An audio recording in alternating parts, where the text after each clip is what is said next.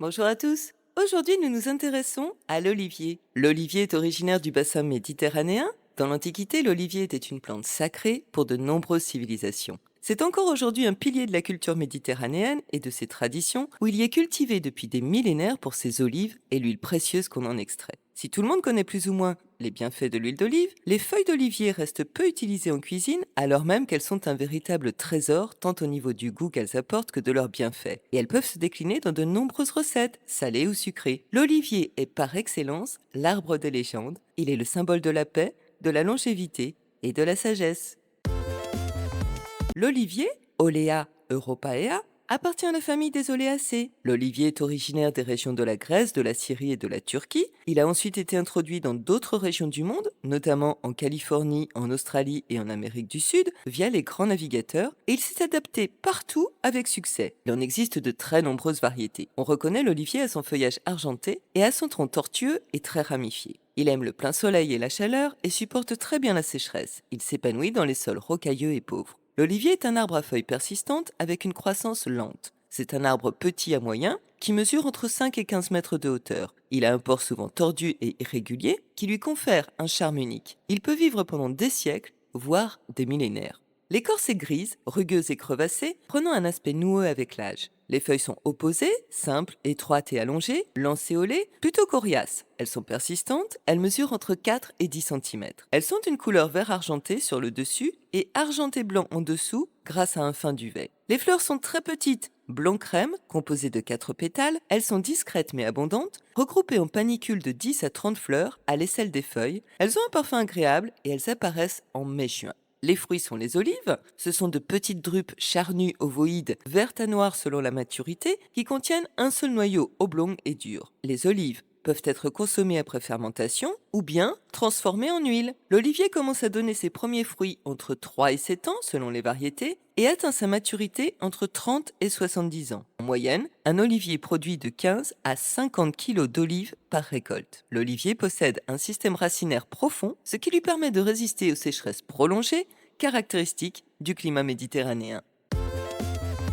Des recherches archéologiques montrent que l'on extrayait déjà l'huile d'olive dès 4000 ans avant Jésus-Christ au Liban et à Chypre. L'olivier aurait été introduit en Europe par les Phéniciens 1000 ans avant Jésus-Christ. Les anciens affirmaient que l'olivier était un cadeau fait à l'humanité. Les anciens Égyptiens cultivaient l'olivier 3000 ans avant Jésus-Christ. Il était utilisé à la fois pour son huile, pour son bois et pour ses feuilles. Le thé d'olivier était largement consommé pour sa richesse en vitamine C et en antioxydants.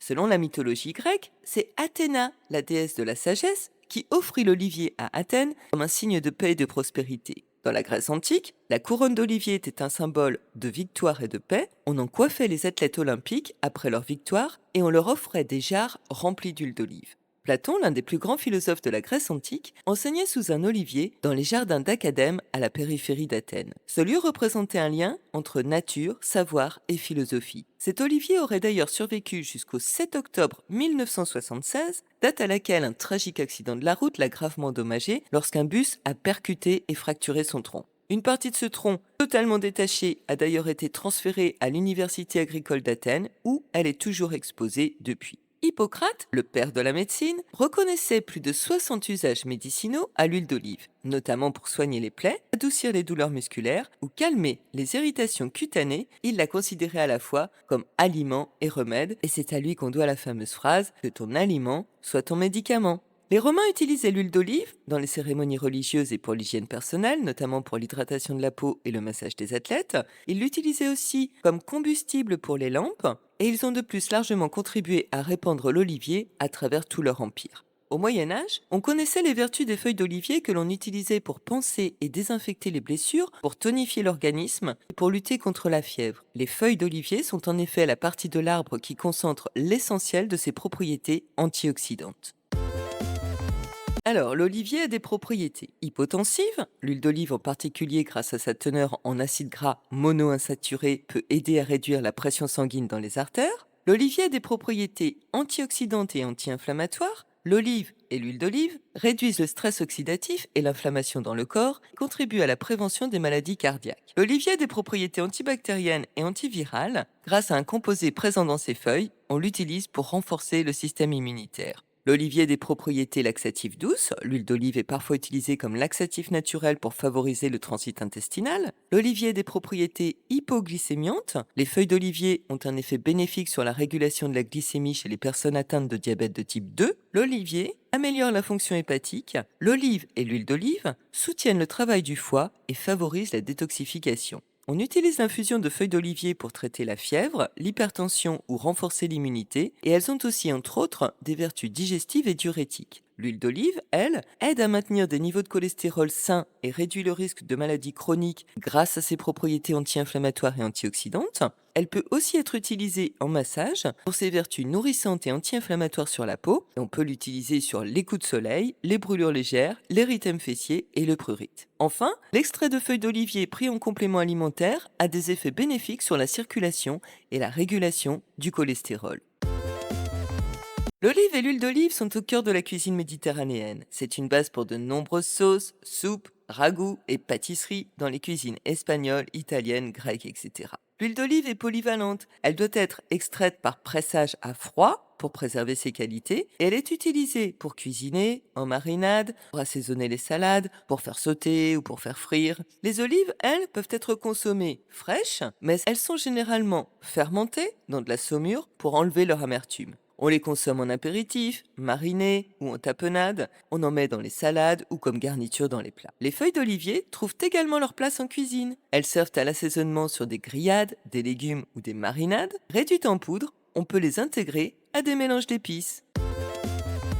Les feuilles d'olivier sont récoltées au printemps et à l'automne lorsqu'elles sont jeunes et riches en principes actifs. La récolte des olives, elle, dépend de leur maturité. Elle a lieu généralement entre la fin de l'automne et le début de l'hiver, de novembre à janvier. Les olives sont cueillies à la main ou à l'aide de peignes mécaniques. Les olives destinées à l'huile sont cueillies lorsqu'elles commencent à changer de couleur, tandis que celles destinées à être consommées comme olives de table sont récoltées plus tard, une fois qu'elles sont bien mûres.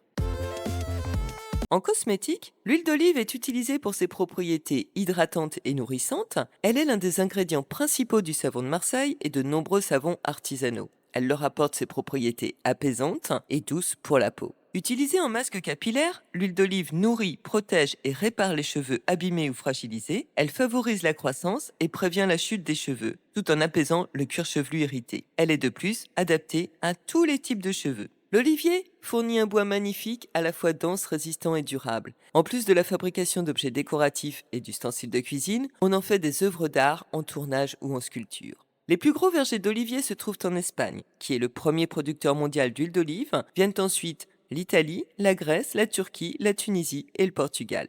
L'olivier a cette particularité de pouvoir se régénérer à partir de sa souche. En fait, lorsqu'un olivier meurt, il produit des rejets que l'on appelle des souquets. Et de ces souquets, un autre arbre naît, porteur de son génotype. En d'autres termes, c'est un clone. On peut citer quelques oliviers remarquables. L'olivier de Vouvres, en Crète, serait âgé de 1600 ans. Il s'est développé en enserrant une ancienne colonne romaine, ce qui lui donne cet aspect très particulier dû à son tronc creux, et aujourd'hui encore, il continue à produire des olives. Il a été déclaré monument naturel protégé en 1997. En France, l'olivier de Roquebrune, Cap-Martin dans les Alpes-Maritimes, serait le plus vieil olivier de France. On estime qu'il serait âgé de 2000 ans. Il aurait donc été planté sous le règne de l'empereur Néron. Il a été labellisé arbre remarquable de France le 4 octobre 2016. L'olivier représente la longévité et l'immortalité spirituelle. L'extrême onction est d'ailleurs donnée avec de l'huile d'olive pour garantir un repos en paix jusque dans l'éternité. En France, les immortels doivent leur nom aux broderies vertes qui décorent l'habit vert de ces membres de l'Académie française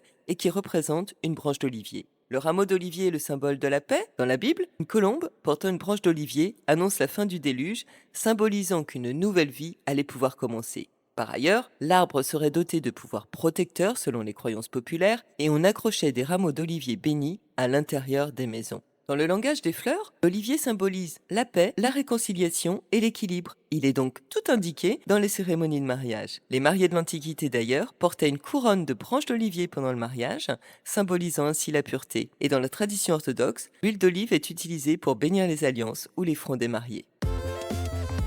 Bref, l'olivier a toujours été un arbre précieux et généreux et il demeure une plante essentielle de la culture méditerranéenne dans ses traditions comme dans son économie. Aujourd'hui, 830 millions d'oliviers sont cultivés dans le monde et plus de 2 milliards de litres d'huile d'olive sont consommés chaque année. Ce sont les Grecs qui en consomment le plus, avec 20 litres par habitant et par an, contre 3,5 litres par habitant et par an en France. L'huile d'olive, pressée à froid, est donc un véritable or vert, et ses feuilles sont un trésor de bienfaits thérapeutiques et de saveurs à découvrir et à expérimenter. Quant aux olives, vertes ou noires, elles se marient à tous les caprices gustatifs, qu'ils soient sucrés ou salés. L'olivier est un arbre chargé de symboles depuis des millénaires, porteur de paix et de réconciliation. C'est un arbre d'exception qui évoque aussi le soleil, la chaleur et le chant des cigales pour l'éternité.